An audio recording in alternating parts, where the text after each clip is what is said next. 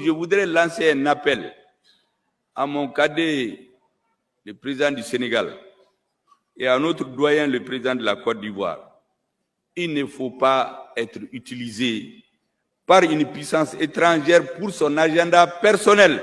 Demain, vous ne serez pas là. Demain, quand vous ne serez pas là, parce que tout humain est appelé à partir, il ne faut pas que ce soit vos traces que l'Afrique va retenir. Il ne le faut pas. Ce n'est pas honorable pour votre peuple. Et d'ailleurs, est-ce que les militaires de ces pays vont venir tuer leurs frères nigériens? Je suis sûr que non. Personne ne veut de cette guerre.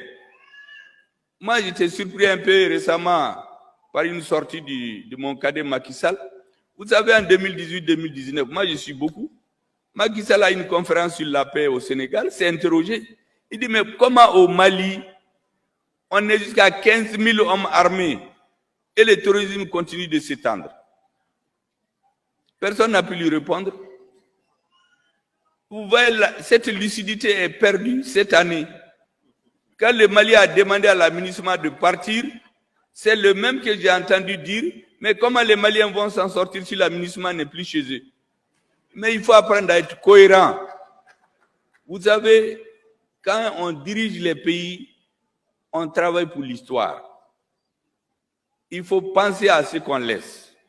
Il faut penser à son héritage politique. Le doyen Houphouët-Boigny, les gens disent ce qu'ils veulent de lui. Chacun a son opinion. Moi, je ne rentre pas dans les débats idéologiques, mais je constate seulement que son grand parti, le RDA, ils l'ont fondé au Mali. Mais plus, vous savez, à la veille de ce qu'on appelle la démocratisation, Houphouët-Boigny a dit aux Européens, il les a mis en garde,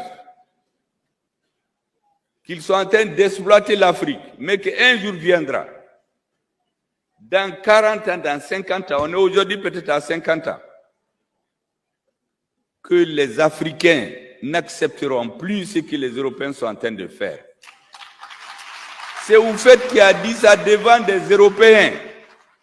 Et Houphouët leur a dit qu'un jour viendra où on discutera non de l'acier, non du prix des minerais de fer avec les Africains, mais du prix de l'acier. C'est très important. Dans tous nos pays, quand vous fouillez dans l'histoire, vous trouvez que les Africains se sont révoltés contre l'injustice. Maintenant, nous avons des nouveaux dirigeants. La jeunesse ne veut plus ce qui s'est passé par le passé. Elle n'en veut plus. Il faut changer de paradigme. Il faut que le prix du cacao soit fixé à Abidjan, au Ghana désormais, et non à Londres ou à Paris. Il faut que le prix de l'or soit fixé au Mali, en Afrique du Sud, et non à Londres ou à Paris. Il faut que le prix du cobalt et des matières rares se fixe au Congo, et non à Paris ou à Londres ou à Bruxelles. C'est pour ça que nous nous battons. Je dis donc aux Nigériens pour terminer, tenez bon, vous n'êtes pas seuls. Toute l'Afrique regarde aujourd'hui le Mali, le Niger, le Burkina Faso et d'autres pays. Je comprends que pour des questions de sécurité, nos amis européens vont dire à tel ou tel chef d'État, attention, il ne faut pas que ça prospère au Niger, sinon ça serait votre tour. Mais ça, c'est une façon non historique de voir la situation. Un président qui travaille bien, il s'entend avec son armée, il n'y aura pas de problème. Mais un président qui vient dire à son armée de baisser les armes, parce que les terroristes sont plus forts que lui. On appelle les gens pour vous aider, le terrorisme s'étend. Mais l'armée est obligée de prendre ses responsabilités. Et je finis par vous dire que l'armée ne peut pas à elle seule prendre une situation en main. Il lui faut être avec son peuple. Les Nigériens sont majoritairement aujourd'hui pour le changement. Le prix de l'uranium, pourquoi on ne le fixe pas au Niger? Au lieu de prendre seulement l'uranium au partir. La Guinée, c'est un scandale géologique. Pourquoi on ne fixe pas le prix des matières premières là-bas? On vient seulement prendre dans des bateaux et aller le fixer ailleurs. Nous n'en voulons plus. Donc vous êtes nos ambassadeurs. Dites aux Africains, nous ne sommes contre personne. On n'est pas contre les Français, on n'est pas contre les Américains. Nous avons des amis, nous avons des citoyens maliens qui ont la double nationalité. C'est que nous voulons qu'on nous traite d'égal à égal, qu'on nous respecte et rester conforme aux 3 principes que notre président Assimi Goïta a conclus. Pour conclure, mesdames et messieurs, j'invite l'ensemble de nos compatriotes de l'extérieur à la cohésion, à l'unité et à l'entente où vous êtes et au respect des lois et coutumes des pays d'accueil.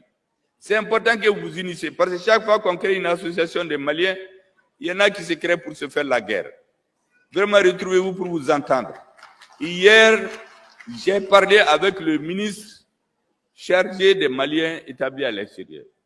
J'ai dit, faites tout pour que les Maliens puissent s'entendre. Nous n'avons rien dans la division. Les Maliens, même s'ils sont 2, c'est des Maliens. Il faut les écouter.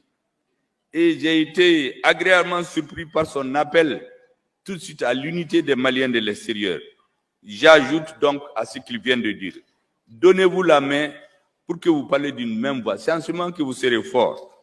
Je vous encourage particulièrement à penser à préparer votre retour, à bâtir des ponts entre vos pays de résidence et le Mali, à intensifier vos actions de soutien et de développement en faveur de votre pays d'origine. Mesdames et messieurs, vous savez, j'ai beaucoup voyagé en tant que ministre de l'Industrie et du Commerce. Il y a un Américain ici qui m'a accueilli dans sa ville en 2006. Je suis même citoyen d'honneur, je ne sais même pas dans quelle valise j'ai ma carte de citoyenneté. Je suis citoyen d'honneur de sa ville. Il m'a accompagné comme s'il était à Bamako. J'étais très fier de lui et très content. Un professeur d'université qui vous accompagne, il fait le guide pour nous. Parce que c'était un Malien. Ça, ce n'était pas fréquent. Il est assis dans la salle, il joue le modeste. Moi aussi, je ne le regarde même pas. En vous souhaitant donc, il s'appelle Diola Bagayogo. En souhaitant plein succès aux travaux, je déclare ouvert les états généraux des Maliens de l'immigration et du cadre de concertation avec les Maliens de l'extérieur. Que Dieu bénisse le Mali et préserve notre cher pays. Je vous remercie pour votre aimable attention.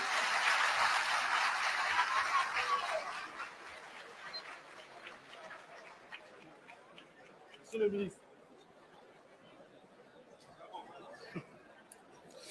Ayiwa nin kun ye ministre ɲɛma docteur Choguel Kokala Mayiga ale ka kɔrɔfɔw ye o tuma na an bɛ bɛɛ fo ka bɛɛ waleɲuman dɔn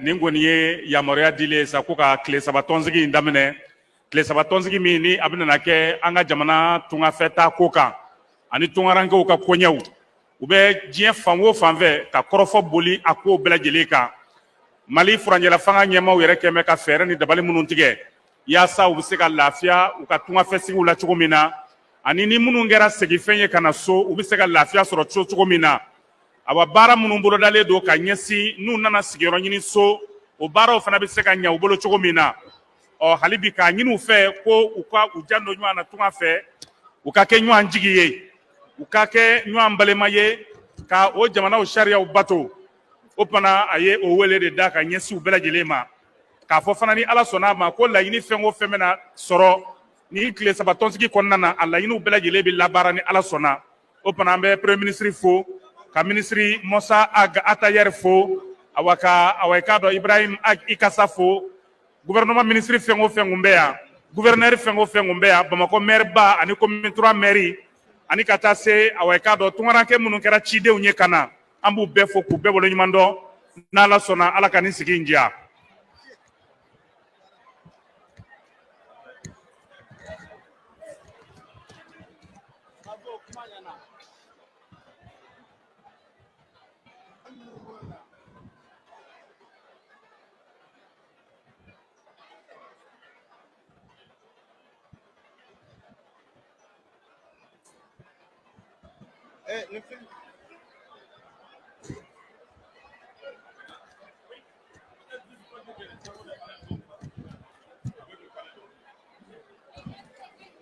Ko panelu bɛ daminɛ sini sɔgɔma 11h et 9h ko k'a da kulo ka panelu bɛ daminɛ tɔnsigiw bɛ daminɛ sini sɔgɔma 9h donc depuis 8h o k'aw sɔrɔ yan minnu nakun ye tɔnsigi ko ye nin tile 3 in ko panelu bɛ daminɛ sini sɔgɔma 9h donc a ɲinilen don aw bɛɛ fɛ 8h30 o k'aw bɛɛ sɔrɔ yan walasa baaraw ka se ka daminɛ waati fɔlen na